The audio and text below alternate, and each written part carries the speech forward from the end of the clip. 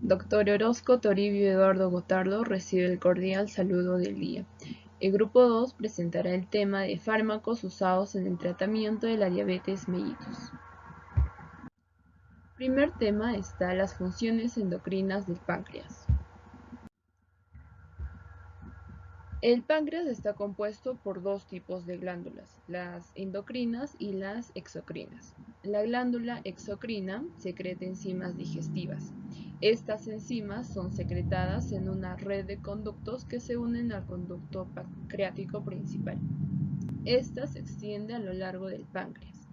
En cuanto a las endocrinas, está compuesta por los islotes de Langerhans, las cuales secretan hormonas en el torrente sanguíneo.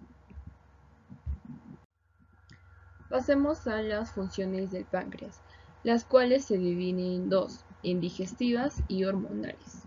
Las enzimas que secreta la glándula exocrina en el páncreas ayudan a descomponer los carbohidratos, las grasas, las proteínas y los ácidos en el duodeno. Las enzimas bajan por el conducto pancreático hasta el conducto colédoco en estado inactivo. Cuando entran al duodeno se activan. El tejido exocrino también secreta un bicarbonato para neutralizar el ácido del estómago en el duodeno. Esta es la primera sección del intestino delgado. En cuanto a las hormonales, las hormonas principales secretadas por la glándula endocrina en el páncreas son la insulina y el glucagón. Estas hormonas regulan la concentración de glucosa en la sangre y la somatostatina, que impide la secreción de insulina y glucagón. Como punto 2, pasemos a los fármacos usados en el tratamiento de la diabetes mellitus. Para ello daremos una pequeña definición de lo que es la diabetes mellitus. La diabetes mellitus es una incapacidad del cuerpo de regular la concentración plasmática de glucosa. En otras palabras, es la déficit de insulina absoluto o relativo, el cual causa hiperglucemia, glucosuria y poliuria, junto con depresión celular de potasio y polidipsia. Las formas de diabetes son dos: insulino dependiente y no insulino dependiente. Las consecuencias de ambas formas a largo plazo son el aumento del riesgo de complicaciones cardiovasculares, cerebrovasculares, neuropatía periférica autónoma, nefropatía y retinopatía. Como punto 3 tenemos al desarrollo y evolución de la diabetes mellitus. Iniciemos con el desarrollo. La diabetes mellitus se debe a la secreción anormal de insulina y a grados variables de resistencia periférica a la insulina, que conducen a la aparición de hiperglucemia. Y continuamos con la evolución de la enfermedad. La resistencia hepática a la insulina inhibe la supresión de la producción de glucosa hepática, y la resistencia periférica a la insulina afecta la absorción periférica de glucosa. Hay un incremento de gluconeogénesis hepática acoplado a la disminución de la síntesis de glucógeno y también al incremento de la glucogenólisis. Estos fenómenos se deben tanto a la reducción de la actividad insulínica como al incremento relativo en la concentración de glucagón plasmático. A medida que se elevan los niveles de glucosa en la sangre, las células beta que fabrican insulina en el páncreas liberan más insulina. En última instancia, estas células pierden su capacidad y no pueden fabricar insulina suficiente como para satisfacer las exigencias del cuerpo.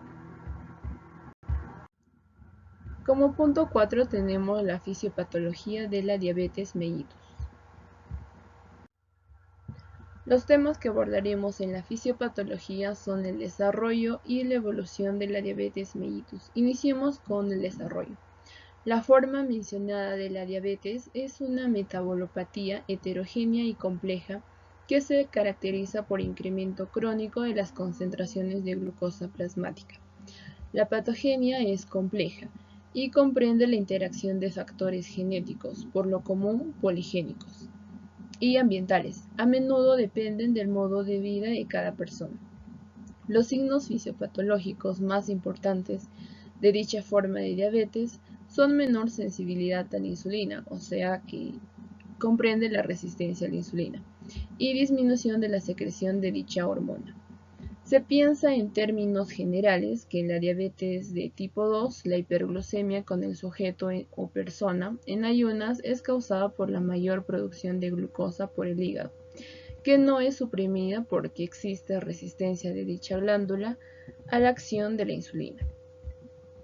Pasemos a las siguientes definiciones. El primero es resistencia a la insulina. La resistencia a esta hormona es una menor respuesta hística a ella en uno o más sitios en las vías complejas de acción insulínica y obliga a que las concentraciones plasmáticas de la hormona sean mayores de lo normal para conservar la normoglucemia. Los principales sitios de resistencia en la diabetes tipo 2 son el hígado, los músculos de fibra estriada y tejido adiposo. La segunda definición es menor secreción de insulina. En sujetos con diabetes mellitus tipo 2, por lo común disminuye la secreción de insulina, que no es suficiente para compensar la resistencia a la hormona. Es complejo el mecanismo que ocasiona la menor liberación de insulina en la diabetes tipo 2 e incluye efectos glucotóxicos y lipotóxicos, así como el depósito de amiloide en las células insulares.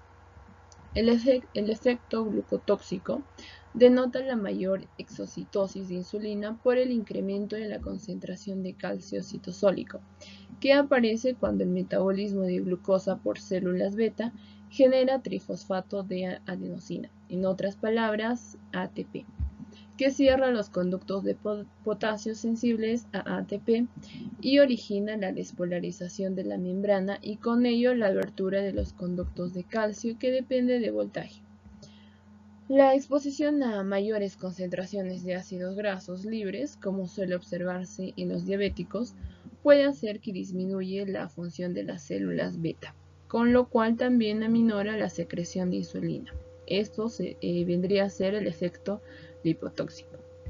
Y la tercera definición es menor regulación de la producción de glucosa por el hígado. En circunstancias normales, después de las comidas, aumenta la captación de glucosa en tejidos periféricos y también la producción de dicho carbohidrato por gluconeogénesis y disminuye la glucogenólisis. La insulina actúa en forma directa y también indirecta para inhibir la gluconeogénesis y la glucogenólisis. En la diabetes tipo 2, a causa de la resistencia del hígado a la hormona, dicha glándula está programada para producir glucosa en exceso y consumirla de manera deficiente, es decir, en menor cantidad. Como punto 5 tenemos a los defectos fisiopatológicos de la diabetes tipo 2. Uno de los efectos es la hiperglucemia, que esta está definida como el aumento anormal de la cantidad de glucosa que hay en la sangre. Los efectos que causa la hiperglucemia son los siguientes. En el intestino disminuye el efecto de incretina, en las grasas aumenta la lipólisis, en el estómago acelera el vaciado gástrico, en el riñón aumenta la reabsorción de glucosa, en los músculos realiza la captación de glucosa disminuida, en el cerebro realiza la disfunción de neurotransmisores, en el hígado aumenta la producción glucosa hepática, en el páncreas aumenta la secreción de glucagón y disminuye la secreción de insulina. Como punto 6 tenemos a los fármacos disponibles para la diabetes.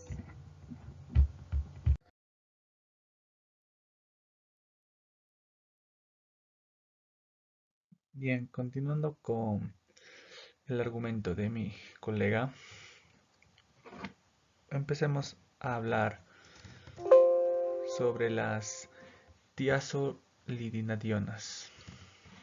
Bien, primero que nada, estas mejoran la sensibilidad de los tejidos blancos a la insulina por actuar como agonistas selectivos de receptores de la insulina localizados en el núcleo celular. Tenemos los mecanismos de acción. Bueno, como ya sabemos, estas actúan uniéndose a la molécula PPAR y un grupo de receptores intracelulares dentro del núcleo. El el ligando normal para estos receptores son los ácidos grasos libres y eicosanoides. Al ser activado, el receptor migra al ADN, activando la transcripción genética de un número específico de genes. Al activar al PPAR, disminuye la resistencia a la insulina. La diferenciación del adipocito es modificada. Después se inhibe la angiogénesis inducida por el factor de crecimiento endotelial vascular. Los niveles de leptina disminuyen, causando un aumento de apetito. Caen los niveles de ciertas interleucinas, por ejemplo la IL-6. Aumentan los niveles de adiposnectina. Bien, en las indicaciones, el tratamiento de la diabetes mellitus tipo 2 no dependiente de insulina del paciente adulto sin tendencia a cetosis que no se controla con dieta y ejercicio, como monoterapia o en combinación con metformina o con insulina. También tenemos los efectos adversos, que son en la vía de administración oral, que es oral, tenemos los efectos adversos, que son las molestias digestivas, el aumento de peso, posible insuficiencia hepática, y en las notas terapéuticas que las tiazolidinedionas solo debe prescribirlas un médico especialista en el tratamiento de la DMNID. Y actualmente solo se está autorizada la combinación con una sulfonilurea o metformina, la metformina. Bien, tenemos también los efectos adversos, que son la retención de fluido, ganancia de peso, como ya hablamos anteriormente, anemia, LDL incrementado, insuficiencia cardíaca congestiva, riesgo incrementado de enfermedad cardíaca, incremento de la fractura ósea en mujeres.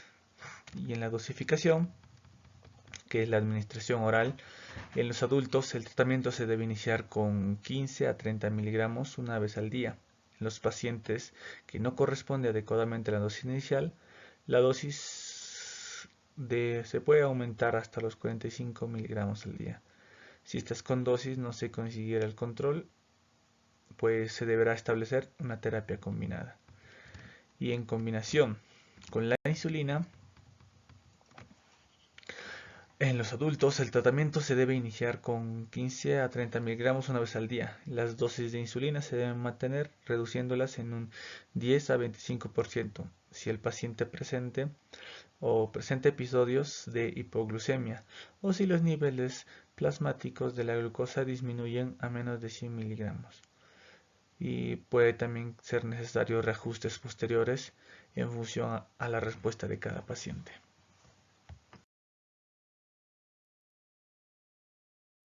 Bien, hablemos de los fármacos diabéticos orales, antidiabéticos orales. En esta ocasión empezamos hablando por la metformina. Tenemos en su mecanismo de acción que la metformina suprime la gluconeogénesis al inhibir la enzima glicerol fosfato deshidrogenasa, que es la responsable de convertir el glicerol fosfato en dihidroxetona fosfato, impidiendo la participación del glicerol a la gluconeogénesis. Además, activa la proteína sinasa dependiente de adenosín monofosfato, que inhibe la producción hepática de la glucosa en el hígado. La activación del AMPAQR, que es el adenosín monofosfato, suprime la gluconeogénesis y disminuye la biosíntesis de ácidos grasos y colesterol. Bien, en las indicaciones, primero que nada la metformina está indicada en el tratamiento de la diabetes mellitus tipo 2, especialmente en pacientes con sobrepeso, cuando la dieta prescrita y el ejercicio por sí solos no sean suficientes para un control glucémico adecuado. En adultos, la metformina puede utilizarse en monoterapia o en combinación con otros antidiabéticos orales o con la insulina. En niños a partir de 10 años de edad y adolescentes, la metformina puede ser utilizada en monoterapia o en combinación con la insulina. Y se han demostrado una reducción de las complicaciones relacionadas con la diabetes en pacientes diabéticos tipo 2 con sobrepeso tratados con la metformina como tratamiento de primera línea tras el fracaso de la dieta. Bien, también tenemos las contraindicaciones, que serían la hipersensibilidad a la metformina, hidrocloruro o algunos excipientes. Cualquier tipo de acidosis metabólica aguda, como acidosis láctica, cetoacidosis diabética también. El precoma diabético también es otro. La insuficiencia renal grave, también en situaciones agudas con potencial para alterar la función renal, tales como la deshidratación, infección grave o el shock. Otra es una enfermedad que puede provocar hipoxia tisular, como insuficiencia cardíaca o respiratoria, el infarto de miocardio reciente y el shock también. También la insuficiencia hepática, intoxicación alcohólica aguda o el alcoholismo. En los efectos adversos, trastornos gastrointestinales como las náuseas, los vómitos, la diarrea, el dolor abdominal o la pérdida de apetito. Estos trastornos aparecen con mayor frecuencia durante el inicio del tratamiento y desaparecen espontáneamente en la mayoría de los casos. Y la forma de administración en adultos con función renal normal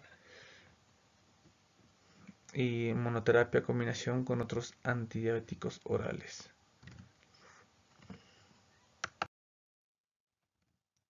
Muy bien, hablemos de los secretagogos. Primero que nada, tenemos a las sulfonilurias. Su mecanismo de acción es que actúan sobre la célula beta pancreática estimulando la liberación de la insulina, por lo que puede provocar hipoglucemia. Precisan por tanto que exista una reserva pancreática. Y también tenemos a las glinidas, que en su mecanismo de acción, que es similar a la sulfonilurias, pero con distinto receptor, con inicio de acción y eliminación más rápido, eliminación más rápido, o sea, de 4 a 6 horas, con un efecto predominante sobre la hipoglucemia postprandial, riesgo de hipoglucemia con menor duración por su corta acción e incremento de peso. En las indicaciones es que es en diabetes de reciente aparición, y las contraindicaciones que no debe ser en diabetes de mellitus 1, el embarazo o lactancia, cuando tenga insuficiencia renal, reacciones adversas a sulfonilurias, alergias a sulfamidas, insuficiencia hepática grave.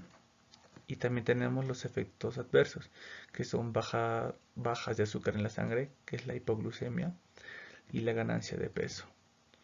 Y también tenemos la dosis, que es la dosis inicial, se recomienda de 2,5 miligramos a 5 miligramos al día. Si la glucemia está adecuadamente controlada, esta dosis se puede utilizar como tratamiento de mantenimiento. Si el control de la glucemia no es adecuado, esta dosis se podrá aumentar de 2,5 a 5 miligramos hasta 15 miligramos al día, en pasos sucesivos.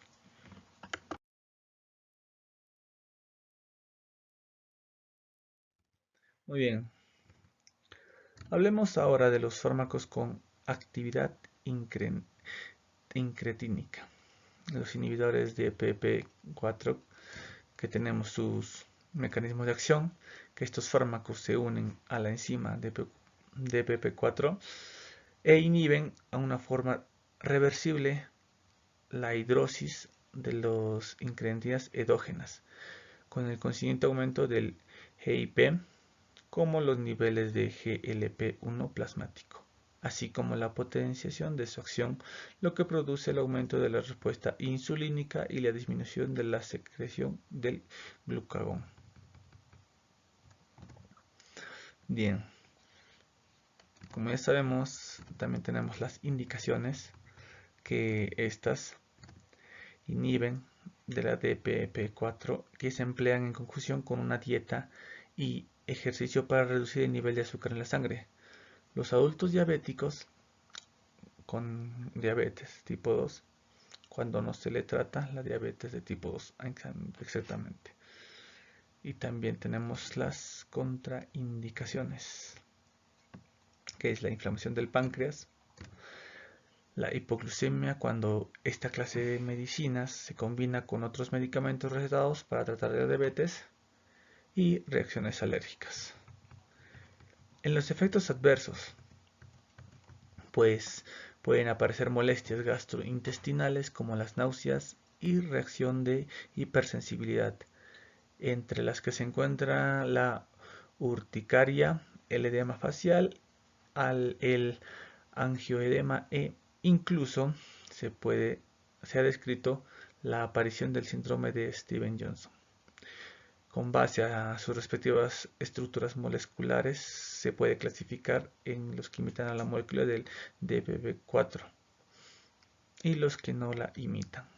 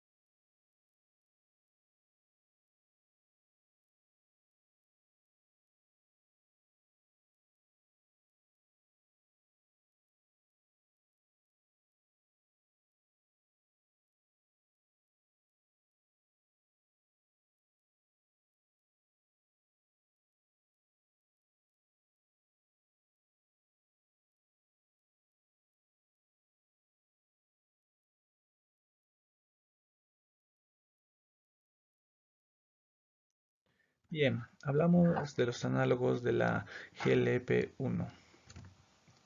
Empezamos con los mecanismos de acción, que una vez en el organismo ejercen las acciones del GLP-1 sobre el páncreas, estimulan la secreción de insulina por las células beta pancreáticas y disminuyen la resistencia periférica a la insulina, con la particularidad de hacerlo de forma glucosa dependiente, por lo que las hipoglucemias van a ser escasas. Además que se inhibe la secreción del glucagón por acción sobre las células alfa pancreáticas, inhibiendo la producción hepática de la glucosa. Bien, en las indicaciones, pues tenemos fármacos inyectables y que algunos han de inyectarse 2 veces al día. El lugar entre terapéutica queda relegado a pacientes que no están bien controlados con metformina o sulfonilurias. También que la guía NICE considera en un tercer escalón añadidos a las sulfonilurias y metformina en aquellos pacientes que tengan la IMC de 35 con problemas serios asociados a la obesidad, o en los que tienen la IMC menor de 35 pero en los que la insulina por sus hipoglucemias o la ganancia de peso supongan un riesgo por las comorbilidades. Y también la ligaglutida, que tiene indicación de triple terapia con la metformina y una sulfoniluria, o bien metformina y una tiazolidindiona en pacientes con un control glucémico insuficiente a pesar de la terapia doble. Ahora hablemos de las contraindicaciones. La hipersensibilidad al principio activo o algunos de los excipientes no deberían ser utilizados en pacientes con diabetes mellitus tipo 1 o para el tratamiento de la cetoacidosis diabética. Además también que no está recomendado para el uso en pacientes con insuficiencia renal terminal o insuficiencia renal grave, aclaramiento de la creatinina, en otras palabras.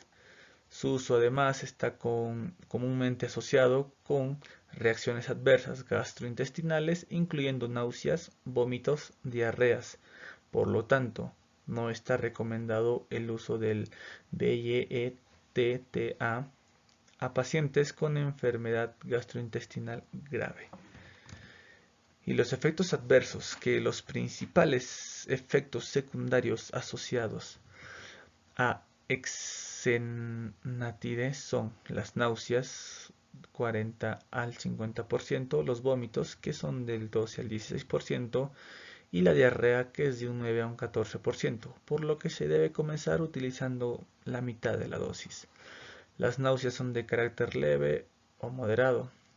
Las dosis dependiente y limitadas en el tiempo, que tienden a desaparecer a las 8 semanas, también están descritos como frecuentes la hiperhidrosis, nerviosismo, astenia y la dispepsia.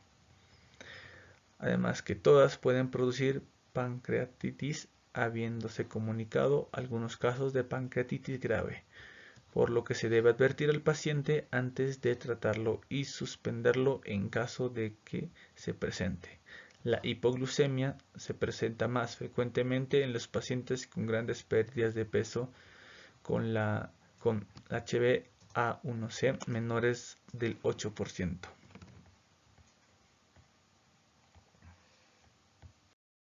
Bien, hablemos de la dosificación y la concentración. En el compuesto que es la exenatida, su nombre comercial la Bieta, la presentación en miligramos son de 5 miligramos a 10 miligramos. La dosis inicial es de 5 miligramos sobre 12 horas.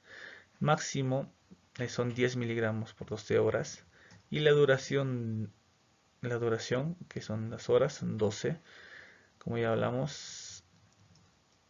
Y el precio equivale a 3.74 y 4.43. También tenemos la liraglutida, que en su nombre comercial es la Victoza. La presentación es de 1.6 miligramos a 1.8 miligramos. La dosis inicial es de 0,6 y la máxima dosis al día es de 1.8. La duración son de 24 horas. También tenemos la lixisenatida, que en su nombre comercial la tenemos como Lixumia, que son 20 miligramos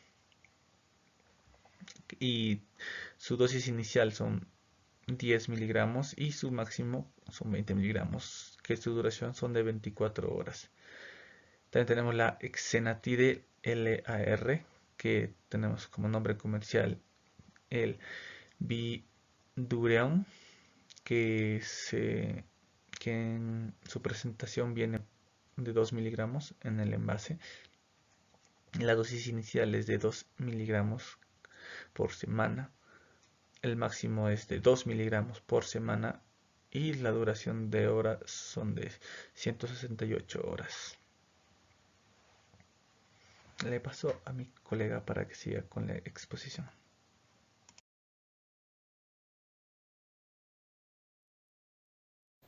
Reiterando el saludo del día, soy la estudiante Porras Puris Heidi Paola. Continuando con la exposición en fármacos usados en el tratamiento del diabetes mellitus, encontramos lo que es los análogos de la GLP-1. Dentro de ello encontramos el mecanismo de acción. El cotransportador CGLT2 se localiza casi exclusivamente en el riñón y es responsable de la reabsorción de cerca del 90% de la glucosa filtrada por el glomérulo. Además de eso, los inhibidores podrían alterar la hemodinámica renal mediante el bloqueo de la reabsorción del sodio en el túbulo proximal. Asimismo, encontramos lo que son los indicadores. Están indicados para mejorar el control glucémico en adultos con diabetes mellitus tipo 2. En las contraindicaciones no se recomienda el inicio de tratamiento en pacientes de 75 años o más debido a la experiencia terapéutica limitada. Tampoco se recomienda el uso en pacientes con insuficiencia renal de moderada a grave, con una tasa de filtración glomerular estimada en menor de 60 mililitros por minuto por 173. En el efecto adverso, tienen como efectos complementarios reducción de peso y la presión arterial, que da como una gran ventaja adicional debido a la elevación prevalencia del sobrepeso, obesidad e hipertensión entre los pacientes con diabetes. Por último, encontramos lo que son la dosificación y la concentración del medicamento. Los fármacos comerciados son la dapaglifosina, la canagliflozina y la empagliflozina. Están disponibles tanto en monofármacos como en combinación con otros antibióticos como metformina, y reducen la glucemia al eliminarse la glucosa a través de la orina.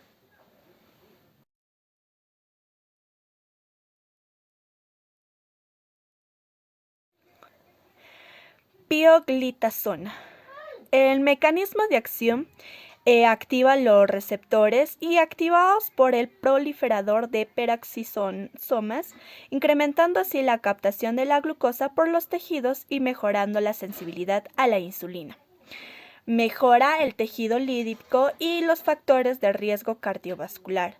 Todo ello traduce en la clínica en una disminución de la glucemia, una disminución de los ácidos grasos libres y los triglicéridos, y una redistribución de la grasa corporal. También encontramos que no es un fármaco de libre elección porque aumenta el riesgo de insuficiencia cardíaca, fracturas distales en mujeres, ganancia de peso, edema periférico y edema macular.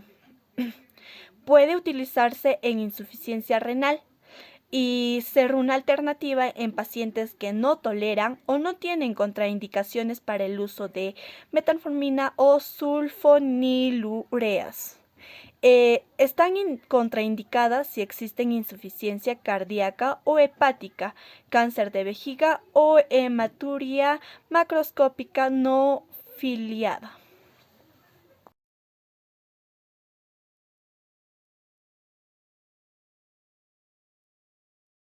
En los inhibidores alfa-glucosidasa disminuyen la absorción de los hidratos de carbono en el intestino delgado al inhibir de manera reversible las alfa-glucosidasas.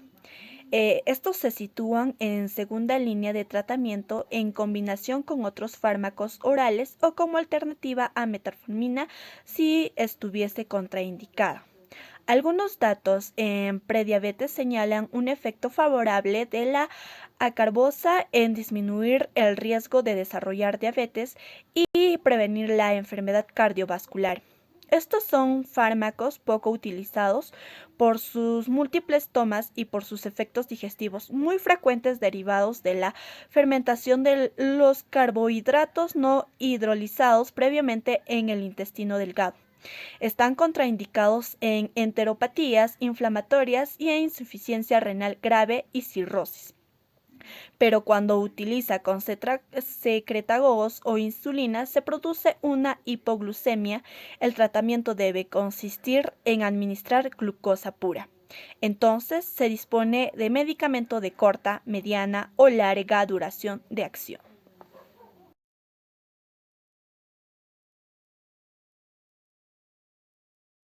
Sulfonilureas. Estos actúan sobre el canal de potasio sensible al ATP situado en la célula beta pancreática. Este canal regula la liberación de insulina por parte de la célula pancreática, por lo que las sulfonilureas estimulan la secretación de insulina en respuesta tanto a la glucosa como a otros secretagogos como los aminoácidos. Además, tienen efectos extrapancreáticos, aumentando la sensibilidad tisular a la insulina. Dentro de la enfermedad renal diabética, entre los sulfonilureas, la glibenclamina y la glimepirida se metabolizan en el hígado a metabolitos activos que conservan la acción hipoglucemiante y se eliminan por la orina, por lo que se actúan en caso de ERC y pueden producir hipoglucemias graves de duración prolongada. El empleo de glibenclamida deben evitarse en pacientes con ERC de cualquier grado, puesto que su metabolito es muy activo y el riesgo de la hipoglucemia es muy elevado. La gliclazida y la glipizida, tras su metabolismo hepática, generan metabolitos inactivos que se eliminan en su mayor parte a través de la orina. De ahí que el riesgo de producir hipoglucemias graves sea menor.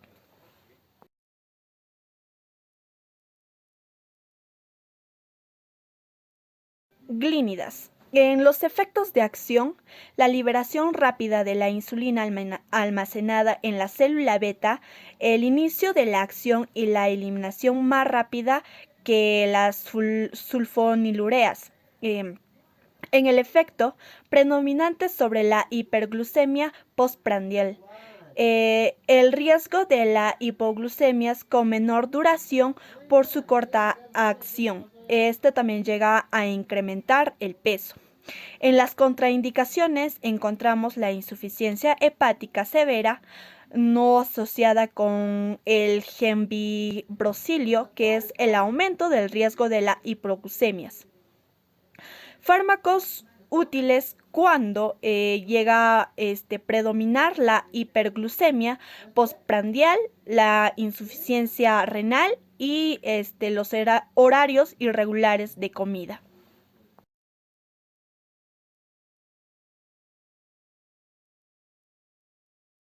Por último encontramos las insulinas inyectables. Bueno, en los tipos encontramos de acción rápida, de acción ultra rápida, de acción intermedia y por último de acción prolongada.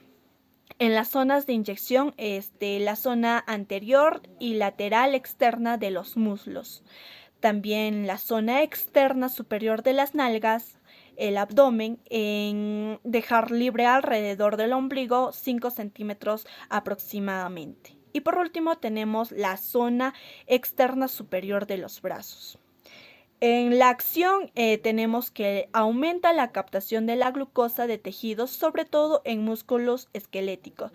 Inhibe la glucogenosis hepática, inhibe la glucogenólisis hepática, es antilipolítica, inhibe la secreción del glucagón por las células alfa pancreáticas. En las ventajas encontramos que es menor variedad interindividual e intraindividual y perfil más estable. Administración una vez al día, menor riesgo de hipoglucemias nocturnas, menor acción mitogénica por menor afinidad por la IGF-1. Menor riesgo de hipoglucemias, menor ganancia ponderal. En las desventajas encontramos que no se deben mezclar dolor en sitios de la inyección. La seguridad y beneficio a largo plazo sin establecer. menor potencia hipoglucemiante, por lo que es necesario la mayor dosis.